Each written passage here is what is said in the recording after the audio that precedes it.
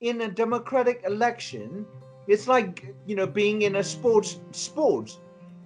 If you lose, you respect the results, and then you honor the results.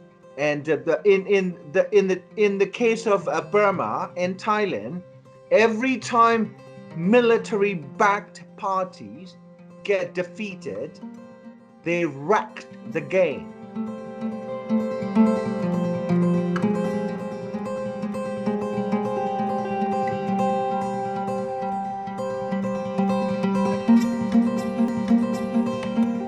The most obvious one is that the military try to play democracy game with Aung San Suu Kyi, right?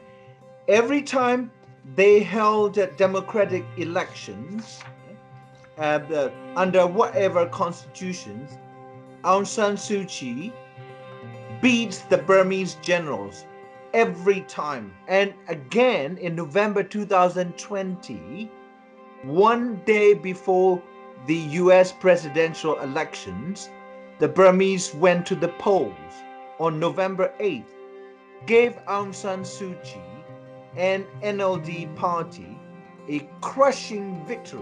This time it's not just simply a landslide, it's crushing. It crushed the military's party, you see. So it's similar to Thai military against Thaksin Shinawtra's party.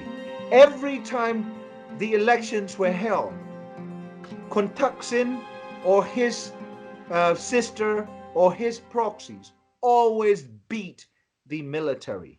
In a democratic election, it's like being in a sports. If you lose, you respect the results, and then you honor the results. In the case of Burma and Thailand, every time military-backed parties get defeated, they wrecked the game. Her strategy of appeasement, her strategy of compromise without principle, yeah, backfire.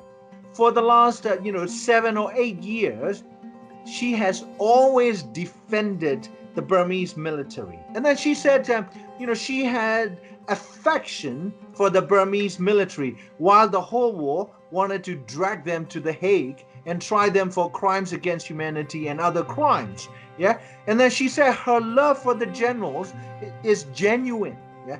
So maybe and then she would say that if she were a boy, she would have joined the army. She loved the army that much. And none of that, worked. The military does not work on the basis of emotions. They calculate their strategies.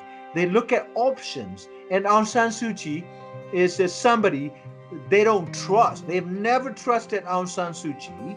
Her mistake was she threw away any principles, any values, in hopes that, by working with the military, that she will be able to do good things for the people. No. You cannot do good things for the people if you do not have good principles.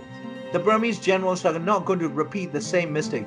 They will never let Aung San Suu Kyi back in politics. If they did, they will not allow her to hold a political office. Yeah? She is finished as far as the Burmese generals. Yeah? If you do not overthrow the military, decisively, they will always be your masters, right? The same thing in Burma. We have the Burmese military that say we love the country, we are children of the public, and then they kill the public, right? And then they steal from the public, they rape the country economically, and then now they've been doing it since 1962, yeah, almost 60 years. And so it's obvious neither Thai military nor Burmese military can be good for Thai or Burmese people. They need to be gotten rid of by any means possible. You cannot rely on a single leader, however popular, right? That's why you cannot, we have to stop, as Asians, we have to stop using the language of family. And Aung San Suu Kyi is called a Mother Suu, right? Mummy. Well, any public that sees politicians and leaders as their fathers or mothers, yeah, and they are bound to act like children, right? They will always look for hand to hold. They cannot cross. If you're children, you cannot cross the street by yourself. You've got to hold your mother's hand or father's hand or granddad's hand. And so, if you want democracy, if you want human rights, you need to grow up, be a grown-up, fight for your rights. There's nobody who's going to come and rescue you. Aung San Suu Kyi is not going to rescue anybody. She can't even defend herself. How can she defend the public? And that's a lesson that people should take away.